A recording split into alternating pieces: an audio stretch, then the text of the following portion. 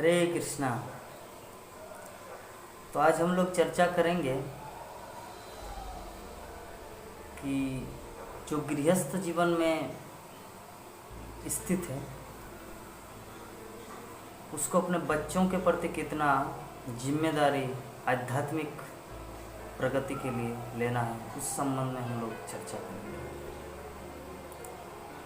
ऐसे में वैदिक सभ्यता, वैदिक सिविलाइजेशन हम लोग देखते हैं कि जो सुंदर माता पिता अगर भक्त होता है तो जो बच्चा होता है, संतान, वो माता पिता का भक्ति करना, देखना, उससे ही वो सीख जाता है। उसको बाहर से कुछ ट्रेडिशन देने की ज़रूरत नहीं होती, वो देख देख के सीख लेता है कि भक्ति करना चाहिए। ऐसा वो सोच लेता है और वो अपने जीवन में उसको एक अंग बना लेते हैं। जैसे हम लोग शिल प्रभुपाद के जीवन में देखते हैं कि शिल प्रभुपाद का माता पिता चाहे थे कि प्रभुपाद अभय चरण जो छोटा बालक था, जो कोई भी भक्त अभय चरण मतलब गौर मोहन के घर में आते थे तो जब उन लोगों का प्रसादम पाना हो जाता था तो वो लोग बोलते थे बहुत सुंदर प्रसादम का आयोजन हुआ था। तब जब कुछ कृपा करते थे घर में आशीर्वाद देने के लिए, तब अभय प्रभुपाद का पिता श्री गौर मोहन वो यही बोलते थे कि मेरे पुत्र को आप आशीर्वाद दीजिए कि राधा रानी का दास बने। तो ये बचपन से ही श्रील प्रभुपाद के प्रति उनका पिता का एक ऐसा अनुराग, जो सुंदर रूप से कैसे एक शुद्ध भक्त बन के सारे संसार में कृष्ण भक्ति का प्रचार करेंगे, इस संबंध में उनका पिताश्री ने उनको वैसा गाइड किया था बचपन से ही। और अंत में श्रील प्रभुपाद ने दिखा दिया दुनिया को कैसे शुद्ध भक्त बन के सारे संसार में श्री चैतन्य महाप्रभु की वाणी को पृथ्वी ते आछे जत नगर आदि ग्राम सर्वत्र प्रचार हो नाम, इसको प्रसारित करके दिखा दिया। ऐसे ही सच्चिदानंद शिल भक्ति विनोद ठाकुर, उनका भी पुत्र शिल विमला प्रसाद, जो बाद में शिल भक्ति सिद्धांत सरस्वती ठाकुर और शिल प्रभुपाद के गुरुदेव, तो उनके जीवन में भी कि बचपन से ही भक्ति विनोद ठाकुर उनको गाइड किया था। एक बार की बात है कि आम लाए थे कुछ भक्ति विनोद ठाकुर और भक्ति सिद्धांत सरस्वती ठाकुर उस एक आम को वो खा लिया। तो जब भक्ति विनोद ठाकुर ने देखा कि वो आम कहाँ गया, बोले कि वो तो हम खा लिए। बोले कि बिना भगवान को भोग लगाए, मतलब भगवान को ना चढ़ाकर आप खुद खा लिए। तो थोड़ा सा ये अनुभव तो उनका भक्ति सिद्धांत सरस्वती ठाकुर के मन में थोड़ा दाग कट गया कि मैंने एक बहुत बड़ा अपराध कर दिया अपने जीवन में, कि भगवान कृष्ण को पहले चढ़ाना चाहिए कोई भी चीज़, उसके बाद कुछ स्वीकार करना है। लेकिन हम इतना बड़ा अपराध देते, चलिए मैं व्रत लेता हूँ, प्रतिज्ञा करता हूँ कि पूरा जीवन भर हम आम नहीं खाएंगे। और शिल भक्ति सिद्धांत सरस्वती ठाकुर ये करके दिखा दिया, पूरा जीवन भर उन्होंने आम नहीं खाए। ये शुद्ध भक्त की महिमा है। तो माता पिता का बहुत ही एक रोल है हमारे आध्यात्मिक जीवन में, अपने बच्चों को आध्यात्मिक प्रगति कराने का। क्योंकि श्रीमद् भागवतम में वर्णन है कि तब तक किसी को माता पिता नहीं बनना चाहिए, गुरु नहीं बनना चाहिए, पति नहीं बनना चाहिए, जब तक अपने आश्रितों को इस भौतिक जगत से आध्यात्मिक जगत यहाँ से मुक्त करके वो भगवान के धाम में पहुँचाने का सहायक न हो, तब तक उसे ना तो माता बनना चाहिए, ना तो पिता, ना पति, न गुरु। पिता न सस्सात, जननी न सस्सात, गुरु न सस्सात, यहाँ पे वर्णन किया गया है श्रीमद् भागवतम में। क्योंकि एक रिस्पॉन्सिबिलिटी होता है कुछ बनने का। गुरु बनेंगे तो अगर अपने शिष्य को आप आध्यात्मिक जगत में नहीं प्रेरित करते, वहाँ जाने का प्रेरणा नहीं देते, अगर वो खुद से सुंदर रूप से भक्ति नहीं कर रहा है, तो आप उनका गुरुदेव होके अच्छा गुरु का रोल नहीं निभा रहे, क्योंकि गुरुदेव का रिस्पॉन्सिबिलिटी होता है अपने शिष्य को गाइड करना। तो इसीलिए जो सच्चा गुरु होता है, जो सदगुरु होता है, वो उतना जल्दी हर किसी को दीक्षा नहीं देता। पहले देखता है, सोचता है, परीक्षा करता है, उसके बाद ही शिष्य को ग्रहण करते, क्योंकि एक रिस्क है। लेकिन फिर भी भगवान की इच्छा के लिए अपने उनके जो गुरुदेव है, गुरुदेव के गुरुदेव चाहे कि जगत के लोग इस भगवत भक्ति के पथ में आए और आध्यात्मिक जीवन को अपना के अपने जीवन को सार्थक कीजिए। इसीलिए कभी कभी गुरुदेव शिष्य की अयोग्यता देखने के बाद भी उनको दीक्षा देते हैं, उन पर कृपा करते हैं। क्यों? ताकि उनके अंदर थोड़ा सा कि एटलीस्ट जो भी कृष्ण के प्रति उनकी श्रद्धा है, वैदिक ग्रंथों के प्रति श्रद्धा है, तो प्रोसेस के माध्यम से अगर प्रोसेस में रहेंगे तो एक दिन वो भगवत भक्ति का जो उच्चतम सिद्धि है उसको प्राप्त करेंगे। इसलिए वो गुरुदेव उनको शिष्यत्व ग्रहण कर लेते हैं। तो इसमें माता पिता का रोल है, पति का रोल है कि अपनी पत्नी को भगवत भक्ति सिखाए। अगर वो भक्ति नहीं करना चाहते फिर भी उसे अपने आचरण के माध्यम से सिखाना, ताकि वो आपको आदर्श माने। कहने का मतलब इस संसार में कहावत ऐसा है कि अगर किसी को कुछ कहते हैं तो वो करेंगे नहीं, लेकिन जो आप करते हैं उसको देख के वो लोग करेंगे। ये मतलब कहना हो और करना, अगर करेंगे आप तो आपको देख के लोग करेंगे, और अगर आप कुछ कहेंगे, सिर्फ स्पीच देंगे, दूसरों को समझाएंगे, तो संभव नहीं है। पहले खुद अपने आचरण में करना है, आचरण और उच्चारण। पहले आचरण अगर होगा, ओ वर्णमाला में जो आता है ओ आ ई रसोई दीर्घई रसो मीन्स आ के बाद ऊ आता है, तो आ से आचरण, ऊ से उच्चारण।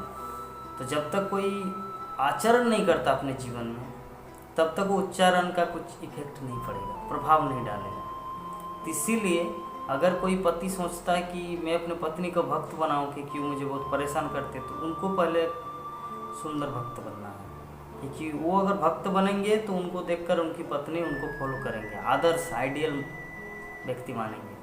उसी तरह गुरु का भी है, माता पिता का भी है। अगर अच्छा माता पिता रहेंगे, अगर उनको कृष्ण भक्ति की शिक्षा देंगे, तो भविष्य में वही संतान उनको टेक केयर करेंगे, उसको देखेंगे। और अगर उसे कृष्ण भक्ति की शिक्षा नहीं देंगे अभी वर्तमान में, तो भविष्य में वही बच्चा उनको छोड़कर चले जाएंगे, वो माता पिता की सेवा नहीं करेंगे। क्यों? क्योंकि उस तरह का उसे संस्कार मिला नहीं है। क्योंकि भगवत भक्ति की शिक्षा देने से क्या है ना, बच्चा सब कुछ का अनुभव कर लेता है कि जगत में आने का मतलब क्या है, क्या करना है संसार में। क्योंकि जब तक भगवत भक्ति की शिक्षा किसी को प्राप्त नहीं होता, उसका ज्ञान अपूर्ण होता है। इसीलिए माता पिता का कर्तव्य है कि वो उसे उस भक्ति को उनको प्रदान करें, और वो प्रदान तभी होगा जब वो खुद भक्त बनेंगे। जब माता पिता खुद नहीं भक्त बनना चाहेंगे और अपने बच्चों को बोलेंगे नहीं ये अच्छा भक्त बने, तो ये संभव नहीं है। कोई भी चीज़ किसी को बोलने से नहीं करता है, जब खुद आप करेंगे तो आपको देख के वो लोग करेंगे। मैं पहले बोल चुका हूँ कि माता पिता अगर जो भी जैसा कुछ करेंगे, बच्चा उस तरह सीखेंगे। लेकिन इसमें और एक दृष्टिकोण है, ये तो माता पिता, गुरु और पति का ड्यूटी हुआ। लेकिन अगर कोई चाहे इंडिपेंडेंटली, कोई व्यक्ति स्वतंत्र रूप से कि नहीं मेरा माता पिता भक्त नहीं है, मैं कैसे भक्ति करूं, कैसे मैं उस लाइन में आऊँ। अगर मेरा आप बोल रहे कि सिर्फ माता पिता को पहले भक्त होना चाहिए तब बच्चा भक्त बनेगा, लेकिन नहीं, इसका भी जवाब यही है कि भक्ति जो है ना किसी के ऊपर डिपेंड नहीं करता। नारद मुनि का उदाहरण हम लोग जानते हैं कि नारद मुनि एक दासी पुत्र के रूप में मतलब जन्म लिया था। तो वो दासी मतलब जो दूसरों के घर में काम करते थे, बर्तन मांजते थे। और तो एक बार क्या हुआ कि चातुर्मास्य का समय था, तो कुछ महंतगण गांव में आए थे चातुर्मास्य में वो लोग ठहरे थे। तो नारद मुनि की जो माँ है वो रोज़ उन लोगों के लिए खाना पकाते थे, बर्तन धो देते थे, बहुत सारे सेवा करते थे। तो जब जहाँ पे बच्चा का स्वभाव क्या है, माँ जहाँ जाएंगी वहीं पर उनका जाना स्वभाव है। तो माँ के साथ साथ नारद मुनि देखते थे कैसे उन लोगों का सेवा करते थे ऐसे ऐसे। लेकिन उनकी माँ ना भक्त थे, ना कुछ, ना सोलमाला जप करते थे या वैदिक ग्रंथों का अध्ययन करते थे, ना ही अपने बच्चों को शिक्षा देते थे कि कैसे भक्ति करना है। उनकी माँ कुछ शिक्षा नहीं दी। तो नारद मुनि जब वो महंतगण जो संतगण आए थे वहाँ पे, परम पुरुष नहीं, भगवान के जो शुद्ध भक्त लोग चातुर्मास्य व्रत के लिए उस गांव में ठहरे थे, तो उन लोगों को सेवा जब उनकी माँ करती थी तो नारद मुनि भी वो देख देख के नकल करने लगता था, कैसे सेवा करना है, ऐसे ऐसे ऐसे। तो वैसे प्रैक्टिस उनका माँ जैसे करते थे वो देख लिया और इसे सीख उनके साथ सहयोग करते थे। सहयोग क्या, बच्चे का खेलना, बच्चा क्या जाना उसमें सहयोग। बच्चे अगर नहीं करेंगे तो क्या उसका कुछ काम बिगड़ जाएगा? नहीं, बस एक हैबिट, बच्चे का स्वभाव नटखट नहीं, नारद मुनि बहुत सीरियस था। तो जब उन लोगों की सेवा कर रहे थे, भक्ति वेदांत मतलब जो वैदिक ज्ञान में पारंगत साधु संत होते हैं उसे भक्ति वेदांत की उपाधि दी जाती है। तो उन लोगों का जब सेवा किए तो नारद मुनि को उच्चिष्ट प्रसाद दिया और रोज हरि कथा सुनते थे। हरि कथा सुनने के माध्यम से नारद मुनि का एक्सपीरियंस, अनुभव हुआ कि जगत क्या है, क्या करना चाहिए, जीवन का मूल्य क्या है।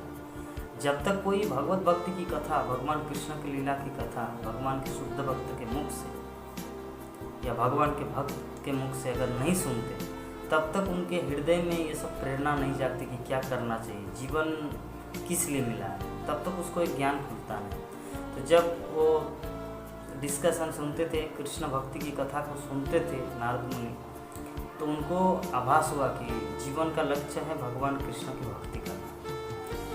तब वो सोचा कि मैं अगर घर में रहूं बंधा, मतलब अगर घर में अगर रहेंगे माँ के साथ तो मुझे ये करना पड़ेगा, बंधन में डालना पड़ेगा, ऐसे ऐसे उसको बहुत मन में विचार, चिंता होने लगा कि क्या करेंगे। तो ऐसे एक दिन क्या हुआ, उनकी माँ जब बन गई थी लकड़ी लाने के लिए, तो उनकी माँ को सांप ने काट लिया और काटने के बाद वो मर गई।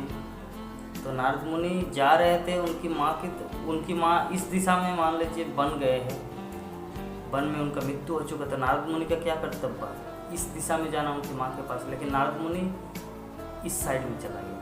मतलब वो सोचा कि भगवान की कृपा है, ये कृष्ण की कृपा है जिसके कारण मेरा जो बाधा था भक्ति जीवन करने का, सुंदर रूप से स्वतंत्र रूप से मैं भक्ति करने का जो प्लान किया था, क्योंकि जब तक कोई व्यक्ति स्वतंत्र नहीं हो जाता तब तक वो अपने खुले दिल से भगवान से प्रेम नहीं कर सकता। बंधन की अवस्था में, पराधीन की अवस्था में, गुलामी की अवस्था में कभी शुद्ध भक्ति नहीं होता है, भक्ति भी नहीं होता है, बहुत कष्टदायक होता है पराधीन में। जब तक स्वतंत्र नहीं होता तब तक वो भगवान को पूर्ण रूप से नहीं कर पाते थे। इसीलिए नारद मुनि ये बात चिंता कर ही रहे थे।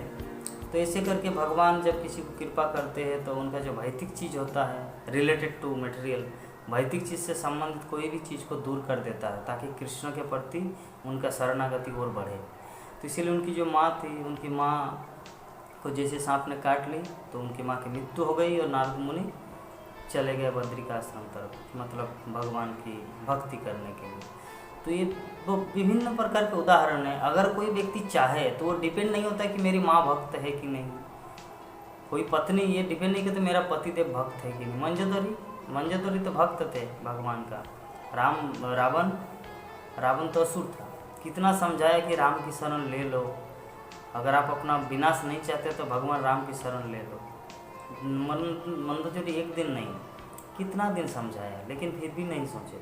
तो क्या मंजोदरी क्या रावण की तरह क्या असुर बनी? नहीं, वो जैसे थे उनका स्वभाव था भक्त का, तो भक्त बने रहे। तो भक्त किसी भी परिस्थिति में, पिता हो सकता है हिरण्यकशिपु, लेकिन भक्त प्रहलाद महाराज, पिता भक्त नहीं है तो हिरण्यकशिपु भक्त नहीं है, लेकिन फिर भी वो शुद्ध भक्त बन के दिखा दिया प्रहलाद महाराज। उत्तानपाद सुरुचि, वो तो इंसल्ट कर दिया ध्रुव महाराज को, ना उसे कोई भक्ति का ज्ञान दिया, भक्ति का शिक्षा दिया, बस इंसल्ट किया। तो जो व्यक्ति जब कुछ करना चाहते हैं ना, जब उसका जुनून हो जाता है कुछ करने का, तब वो किसी चीज़ को नहीं देखता, उससे तो बस भगवान को पाना है। फिर सुनी थी उनकी माँ ने उसे बताया कि आप वन में चले जाइए, वन में जाएंगे तो भगवान कृष्ण आपको ज़रूर आश्रय देंगे, वो आपकी रक्षा करेंगे, वो आपको ज़रूर मिलेंगे। तो उनका विश्वास था, उनकी माँ थी पहले गुरु ध्रुव महाराज की। तो ऐसी अवस्था में हम लोग देखते हैं कि भक्ति का सब व्यक्ति का अलग अलग कहानी है भक्ति जीवन में आने का या भक्ति जीवन ग्रहण करने का। इसीलिए किसी के साथ कोई कंपेयर नहीं कर सकता कि अगर मुझे उस तरह मिल जाता तो शायद मैं भक्ति कर लेता। नहीं, हम लोग देखते विश्व इतिहास में देखते हैं कि सबके भक्ति का अलग अलग मतलब कहानी के साथ जुड़ा हुआ है जीवन। मीराबाई जब छोटी बच्ची थी तो जब गांव में एक बार गांव में शादी का बारात लेके आया तो उनकी माँ को पूछी कि माँ ये क्या हो रहा है। बोले कि वो जो है ना उनकी आपकी बड़ी बहन की सहेली उनकी शादी हो रही है, तो जिसके लिए दूल्हा आए हैं वो दुल्हन को ले जाएंगे। तो बोले कि क्या होता है। बोले कि एक पुरुष आता है और नारी को सिंदूर लगा के उनको अपना आश्रय देके उन अपने घर में ले जाता। तो मीरा ने जिद पकड़ी कि मुझे शादी करनी है। तो इसे करके बोले कि अरे अभी आप छोटी बच्ची है, आप शादी करेंगे जब आप बड़े हो जाएंगे। तो बोले कि नहीं, मुझे अभी शादी करनी है। तो ऐसे करके वो मीरा के माँ क्या किया, मीरा को लिए और ठाकुरबाड़ी मतलब भगवान के जो सुंदर विग्रह है गिरधर गोपाल, तो गिरधर के पास बोले कि ठीक है मैं आपको इसके साथ शादी करा देंगे। और फिर वो गिरधर के साथ उनका ये हो गया, मतलब जस्ट एक, तो वो जो एक मजाक जैसा, ताकि उनका दिल बहलाने के लिए, मन बहलाने के लिए मीरा को जो ऐसे किया कि चलिए मैं आपका शादी गिरधर से कर दे रही हूँ। हाँ, लेकिन मीरा क्या सोचे, उसको एकदम पूरा सीरियस ले लिया अपने जीवन का। अपना जो पति राणा ने विष दिया, राणा कितना कुछ किया, लेकिन फिर भी राणा की बात नहीं माने, बल्कि कृष्ण को लेकर सदा सर्वदा जहर पी लिया, क्या नहीं किया, मंदिर में ही विलीन हो गई। तो भक्ति का सबका अलग अलग स्टोरी, सबके जीवन में एक कहानी है।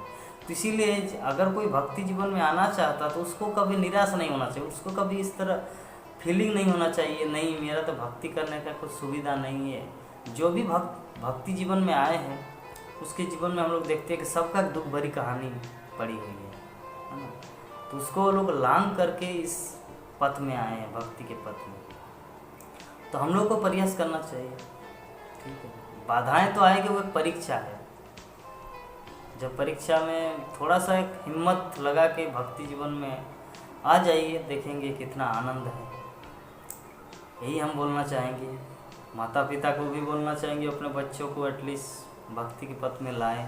और भक्ति के पथ में तभी वो आएंगे जब आप खुद बनेंगे। एक पति का भी कर्तव्य बनता है कि वो अपनी पत्नी को भक्त बनाए, और वो तभी भक्त बनेगी जब आप खुद अच्छा भक्त बनेंगे। क्योंकि पत्नी को बोलने से नहीं, जब आप खुद करके दिखाएंगे तो आपको देख के वो फॉलो करेगा। विभिन्न प्रकार का है, लेकिन मूल रूप से अपनी इच्छा होनी चाहिए। श्रील प्रभुपाद उपदेशामृत के भूमिका में एक चीज़ लिखता है कि भक्ति जीवन में प्रगति व्यक्ति की मनोवृत्ति पे डिपेंड करता है।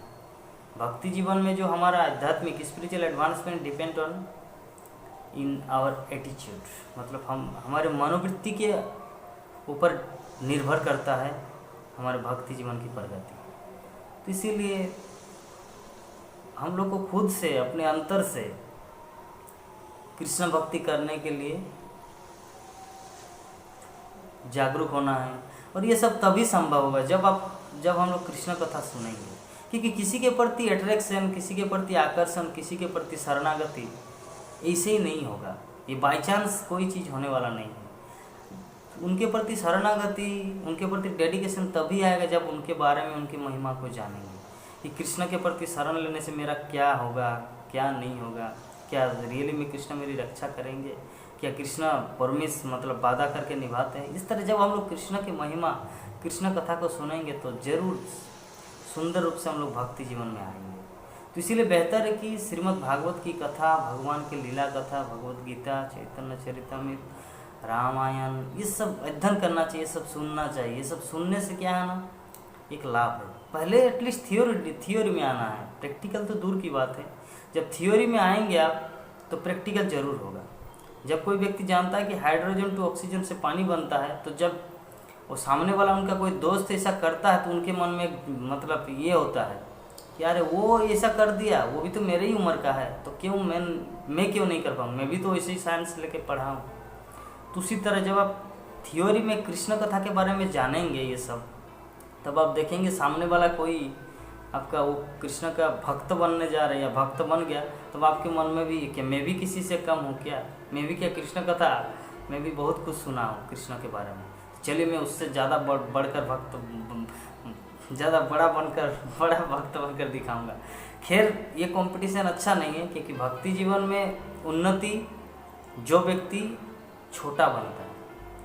आध्यात्मिक जगत और भौतिक जगत में अंतर क्या है कि इस भौतिक जगत में लोग बड़ा बनना चाहते हैं, और बड़ा जो बनना चाहता है वो बड़ा होता है।